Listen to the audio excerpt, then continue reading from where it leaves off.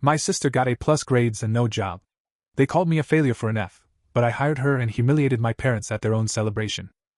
My sister always brought home straight A+ grades, yet couldn't land a job, while I got branded a failure for flunking a class, only to end up hiring her later and embarrassing our parents at their own party. I'm a 27-year-old guy. My parents kicked me out because I didn't get good grades. Yeah, you heard that right. Even though our family's been living in the US for 2 generations now, my parents never really picked up on how American families raise kids. They pretty much ruined my entire childhood by obsessing over school performance. To them, high marks were the only road to a successful life. Making it worse, my sister, just a year older than me, was always at the top of her class. So I was constantly being compared to her, both at school and at home. Things weren't too bad back in elementary school. I usually scored A's in most subjects. But then she graduated elementary with an A+ and was ranked at the top of her class, while I got an A and didn't even make the top 10. That's when I noticed my parents' disappointment really take hold. By the time I was in middle school, every report card came with a side-by-side comparison. My folks would pull out her grades from the year before and measure mine against them. Once that pattern started, my grades just kept slipping. And every time they dropped, my parents got even more upset. My report card went from A's to B's, and then to C's. They totally lost it. Short of actually hitting me, they did everything imaginable to punish me for each grade I dropped. They'd make me kneel on the floor for hours without food or water. The night before a test, they'd skip feeding me altogether, thinking that would somehow make me focus harder on studying. A whole month before exams, they'd strip away anything I enjoyed. No video games, no going outside, no ice cream or treats, nothing. I was practically locked in the house. And any time I dared ask for something, the answer was always the same. Get better grades, then we'll talk. Eventually, I gave up asking for anything at all. I knew it'd just lead to another lecture. My parents ran a small food store tucked away on a side street. My grandparents had come to this country as immigrants. Grandpa worked day jobs, and Grandma scrubbed floors as a janitor. They both hustled double shifts just to support my dad and his 2 brothers. Dad had to quit school early to help his family get by. He's been working ever since he was 11. My mom's story wasn't much different. Both of them busted their backs in their teens and 20s to save enough to open that little grocery store on the corner. They had this rock-solid belief that education was the one true escape from poverty. Even though we weren't exactly dirt poor anymore, they lived by the typical old-school Asian mindset. Save every penny like tomorrow's a storm, even if you're starving today. I respected the hell out of their work ethic, and I knew they truly believed in the power of education, but they went way too far. The truth is, unless you flunk out entirely, grades don't matter that much. And even if you repeat a year, it's not the end of the world, it just sets you back 1 year. That's all. But instead of helping me grow, they were breaking me down from the start. As a kid, I tried hard to keep up with my sister's performance, but no matter how much I studied, I couldn't memorize stuff like she did. I was naturally better at logical thinking and math, anything that didn't require rote learning. But as the punishments got harsher, I started to push back.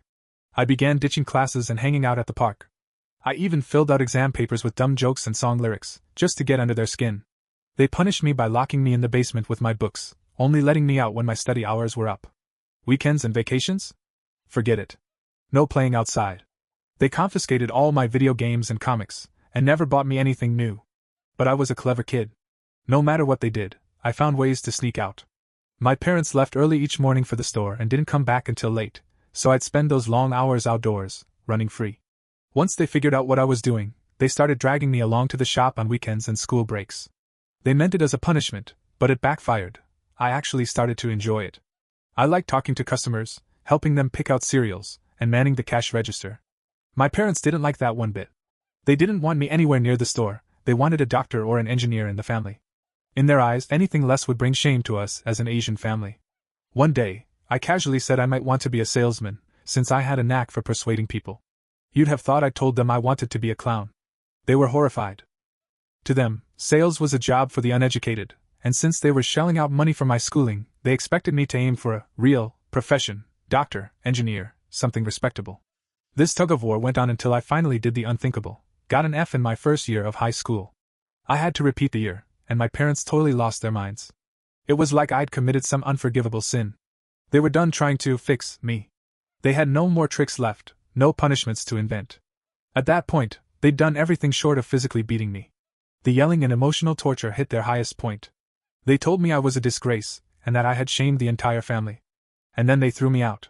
Told me to leave and never come back, even if I ended up starving or freezing out on the streets. I was crushed. I mean, I'd been a troublemaker, sure, but I never thought they'd actually kick me out. And because they kept me so isolated, I didn't really have any friends I could turn to. I was either locked up at home or stuck working at the store.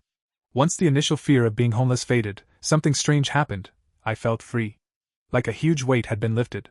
That first night, I slept on a park bench out in the open. The next morning, I made my way downtown to look for a job in sales. I knew I had a talent for selling. So I went store to store, asking if anyone was hiring. After applying to at least a dozen shops, I finally landed a job, at a beauty store, of all places. Landing that job wasn't easy. I didn't have any degrees or experience, but the shop owner needed help fast. So he threw me into the deep end, told me to convince a customer who came in for night cream to buy an expensive lipstick on top of it. I honestly don't know how I pulled it off, but somehow I did. The owner liked what he saw.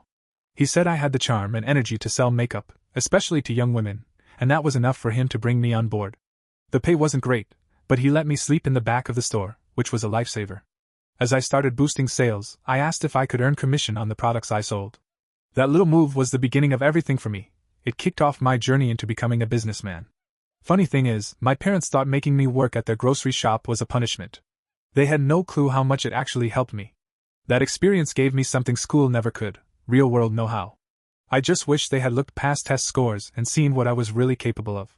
Practical skills can take you a lot further than memorizing textbooks. Eventually, I moved on to a better-paying job. One of my bosses even offered to pay for my college tuition, but I turned him down. I had a different plan in mind. I wanted to build something of my own. By the time I turned 21, I had launched my own company. It's a service business that helps small companies handle their sales and customer support. Basically, we help product-based businesses close deals, and they pay us a good commission in return. Our work spans across all kinds of products, from books and beauty items to insurance plans and credit cards. We've partnered with all sorts of companies. But it wasn't some overnight success story. It took more than 5 years to really get off the ground. I started with just 5 people and a single client. We were selling mattresses and pillows back then. Today, we've grown into a 200-person sales force, working with over 50 businesses and moving thousands of products. Now, cutting through all that backstory, let me get to the interesting part. Lately, my mom's been all over my social media. She's following me on Facebook and Instagram, liking old pictures and posts. I'm not sure if she's doing it on purpose to get my attention or if she's just accidentally zooming in and tapping things. Either way, it's obvious, they're amazed by my life now. They once thought I was doomed to fail because I didn't have the grades. Now here I am, pulling in 6 figures every month. Just last week, she messaged me saying she missed me and asked me to come home. I saw the message, and left it on. Seen. She's been singing my praises lately, saying how proud she is of me and how glad she is to see her son doing well. She keeps trying to get me to visit. And even though I've been ignoring her messages, they've been eating away at me, bringing back all the crap I went through growing up. There's a part of me that wants to go back just to rub it in their faces, to show them how wrong they were about me. But my fiancé's against it. She says I shouldn't fall back into their emotional trap. She's convinced they'll guilt-trip me and try to squeeze money out of me. What do y'all think? Should I go? Update number 1. Hey everyone, this part's gonna be kinda funny. Even though my girlfriend warned me not to, I couldn't resist showing off a little. So I paid my parents a visit. Dad wasn't home, but Mom and my sister were there waiting. Dad still has no clue that I've made something of myself. He thinks I'm just out there scamming people and wants no part of it. Mom actually apologized, saying I suffered because of Dad's outdated beliefs about grades being the key to life. It was honestly laughable how she blamed him while acting like she wasn't involved. I pointed out that she was the one who punished me the hardest. She just waved it off, saying she was only following orders like a good wife. When I tried to press her on it again, she just laughed and said all that stuff was ancient history, and that we should all move on and be a happy family again. Yeah, okay. Then I asked about my sister.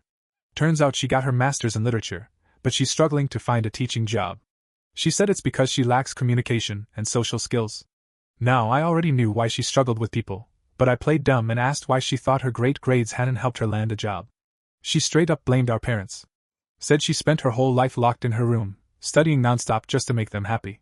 She pushed herself so hard into the world of books that she lost sight of everything else. She's a year older than me, and I remember how alone she always was at school. Barely had any friends. Mom wouldn't let her make any either. She believed that white kids were bad students and a bad influence. Can you see what's wrong here? Even after dedicating her life to school and grades, she still can't find work. And when she does get an interview, her poor people skills cost her the job. Honestly, seeing where she ended up makes me feel glad I rebelled. If I hadn't, I might have ended up like her. Our parents tried to isolate me too, wanted me to stay inside and focus only on schoolwork, no hanging out with other kids. Man, how wrong they were. My sister even joined in on calling Mom out for her bad parenting. Mom broke down crying and, like clockwork, dumped all the blame on Dad. After we aired out our childhood trauma, I asked Mom why she had reached out to me in the first place. She went on about how happy she was to see me doing well. But the truth? She had no clue what I actually do. Like I said before, to Asian parents, being successful means being a doctor, engineer, or at the very least, having a cushy job at a bank. They don't get entrepreneurship.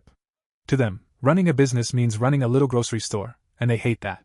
Sitting in that house again brought back all those old memories, being told over and over that I'd end up a failure. They even tried convincing me I had something mentally wrong with me, that I just couldn't focus like other kids, and that's why I wasn't making straight A's. Oh, and I almost forgot to mention, they even took me to a therapist back then, convinced there was something broken in my brain because I couldn't memorize textbook pages like my sister could. After 2 or 3 therapy sessions, the counselor ended up scolding my parents. She told them flat out that I was a perfectly normal kid with an average IQ for my age, and that the real problem was how much pressure they were dumping on me. My girlfriend had made a bet that the reason my mom reached out was to ask for money. Funny thing, she lost that bet. Mom hadn't asked for a dime. Yet. But based on how she was acting, we both figured it was only a matter of time. Since then, Mom's been texting me constantly, always checking in. And every time her name pops up on my screen, my girlfriend jokingly tosses $1 on the table, betting this is the one where she finally brings up money. So far? I'm winning every bet. Mom hasn't said anything about needing cash. Yet. But I've got a feeling my streak's about to end. Mom just invited me to dinner this weekend. I know exactly what she's doing, trying to butter me up before the ask. Just got her text saying she's planning a nice dinner just for me. So, update coming soon, I've gotta run for now. Later. Update number 2. Hey folks, so I finally got my revenge. And let me tell you, it was sweet. I doubt my parents will ever call me again after what happened. In my last post, I mentioned that my mom invited me over for dinner. At first, I replied that I was too busy and couldn't make it. Yeah, I was playing it cool. A little pricey, as my girlfriend would say. But she kept pushing, so I asked why she was being so warm and friendly now, especially when Dad still believes I'm making money by scamming people. She told me Dad was actually the one arranging the dinner, that he wanted to make peace and apologize in person. I said, "Wait, just us 4, right?" "Nope." She said they were inviting all the close family and nearby friends too. I said, "Sure. I'll be there." That was my moment. The perfect opportunity to turn the tables and settle old scores from my childhood. Mom asked me to be on time and to dress nicely. That triggered the rebel in me. I showed up 2 hours late, wearing my gym hoodie, hiking shorts, and a baseball cap. Now, in most households that's casual, no big deal. But in an Asian family? Wearing shorts to a social gathering is practically a crime. A slap in the face to tradition. She called me multiple times while I was on my way, but I ignored the calls. I just shot back a few vague texts saying I'd be late. No explanation. I knew that would drive them nuts. See, my parents were all about appearances.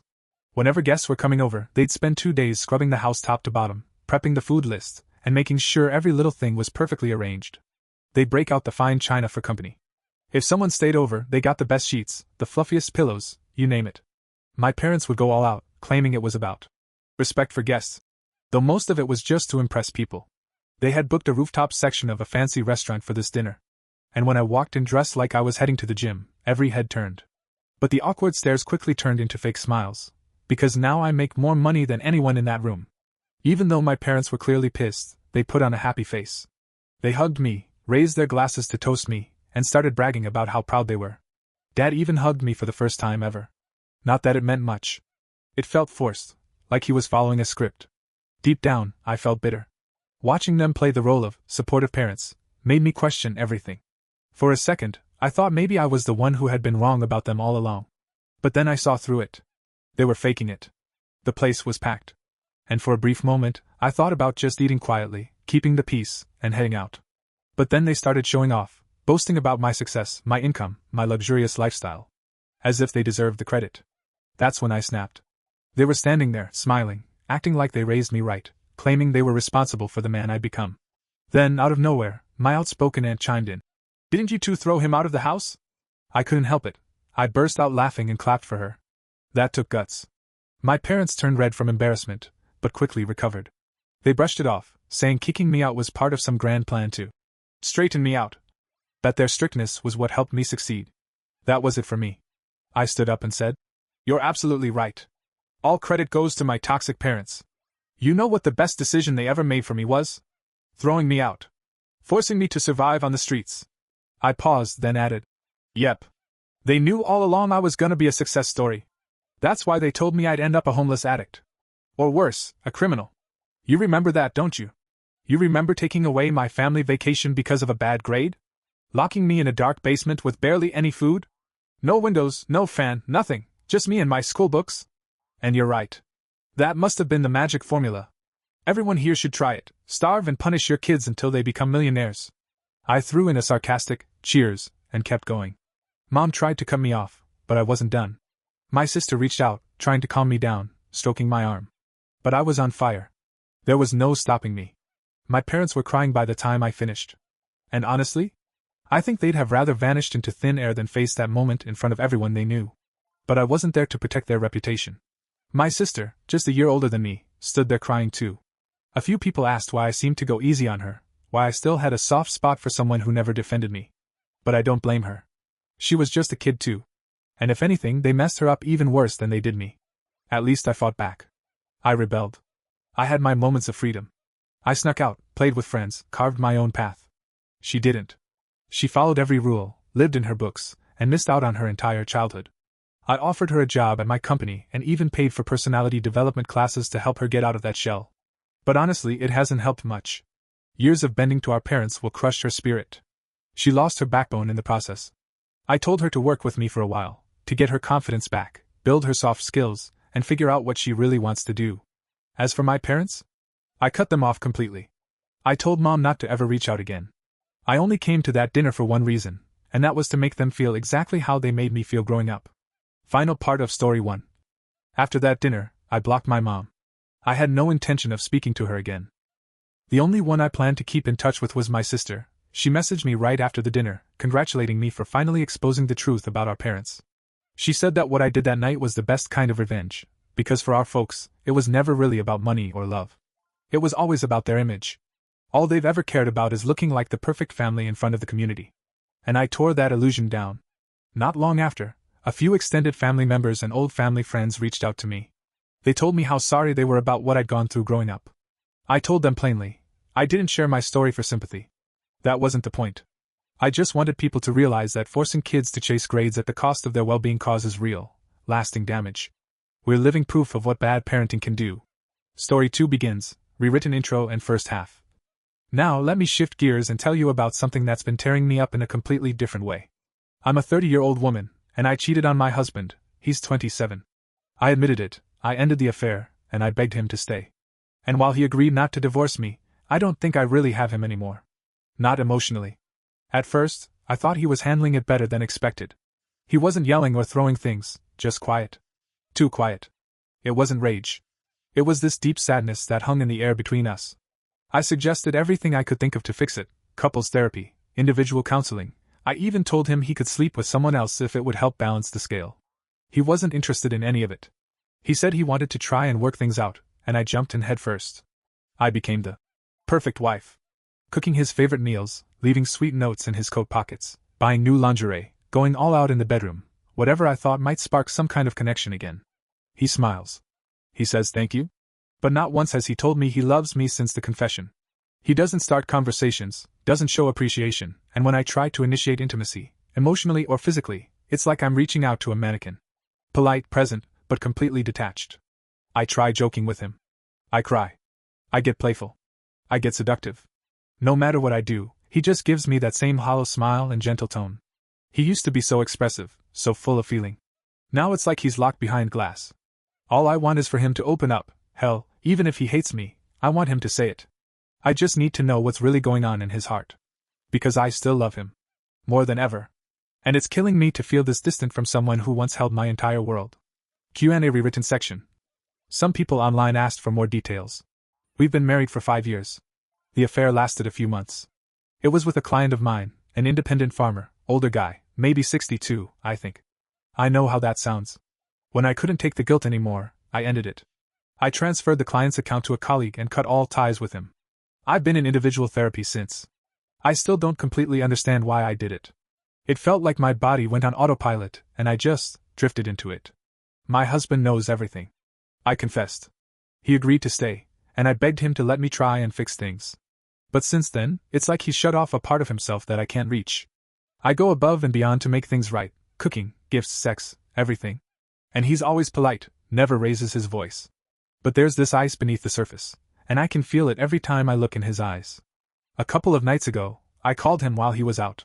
He only picked up once, and in the background, I could hear a woman laughing. I asked what was going on. He calmly told me it was none of my business. That hit hard. Now I can't shake the feeling that he might be cheating on me. And honestly, part of me thinks I deserve it. If he is seeing someone else, maybe it's karma. But I still need to know. I can't live in the dark. Second half, continued setup for the emotional tension. One of our mutual friends told me she saw him in a car with a woman she didn't recognize. Said she couldn't get a clear look because the woman had oversized sunglasses on, but she recognized my husband instantly from the bright, patterned neckties he always wears. They looked like they were talking close. Maybe holding hands. Maybe someone's hand was on someone's lap. Our friend didn't want to assume too much, but she thought I should know. Hearing that felt like someone stuck a knife in my chest and twisted it. Now I'm stuck in this awful place, half hoping it's not true, half convinced it is. I wouldn't blame him. But I need answers. I need to understand what's happening between us, even if it breaks my heart. The not knowing, it was driving me insane. I couldn't sleep, couldn't eat. Every moment was filled with doubt. Should I confront him? Or just wait and try to figure things out quietly? Update 2. He left me. I ended up doing what many of you suggested. I begged him to sit down and just talk to me. At first, he refused. Completely shut down. But I kept pleading. I cried so hard I got sick, literally threw up right there in front of him. That finally got through. He helped me clean up, and we ended up talking. It wasn't easy. I asked him point blank if he was cheating on me. He told me he was talking to someone, but nothing physical happened. When I asked if it was the woman my friend saw him with, he said no. That was someone else. He met this new woman at work about a month ago. I was stunned. I asked him how he could do that, and his response hit me like a truck. He said I gave him permission? Not directly, but by cheating, by breaking us first. He said he never touched this woman, but he'd shared everything with her. All his pain, all the ways I hurt him. He even admitted pretending to have an affair just so I could feel what he felt. He said I made it clear I was cheating when I stopped caring. When I emotionally checked out. And what hurt him most wasn't the sex, it was how indifferent I'd become. How I went behind his back like he didn't even matter. I told him I never meant to hurt him, that I didn't even understand why I did what I did. But he said that made it worse. Because it showed I didn't even think about him. To him, everything I'd done since, cooking, gifts, sex, it all came off as shallow. Selfish. Desperate. I asked if we could still work on our marriage. Try counseling again. He agreed, to counseling, sure, but said it wasn't to save the marriage. For him, it was already over. He said he didn't want to hurt me anymore, and couldn't keep playing along. He told me I wasn't the woman he fell in love with, not anymore. And he couldn't pretend otherwise. I broke down. Again. He hugged me, held me while I cried. But when I begged, really begged, for us to try again, he just kept saying no. I asked him what he planned to do now, where he'd go. He told me he'd already found another apartment. I asked if he was moving in with her. He said no, but she lived close by. That stung. I asked how he could leave his wife of 5 years for some stranger he barely knew. And he looked me dead in the eye and said, "My wife of 5 years doesn't exist anymore. I had to choose between 2 strangers.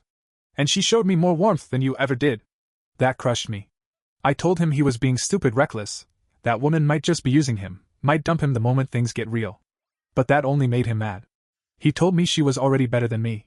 Then he laid down the terms. He wouldn't tell anyone I cheated, as long as I made the divorce easy. No fighting. No dragging things out. No lawyers tearing each other apart. But if I tried to ruin him, he'd tell everyone what I did and make sure my name was in the dirt. That was just yesterday. He's already packed most of his things and moved out. I can't stop crying. I feel like my world is unraveling and there's nothing I can do to stop it. It's not fair.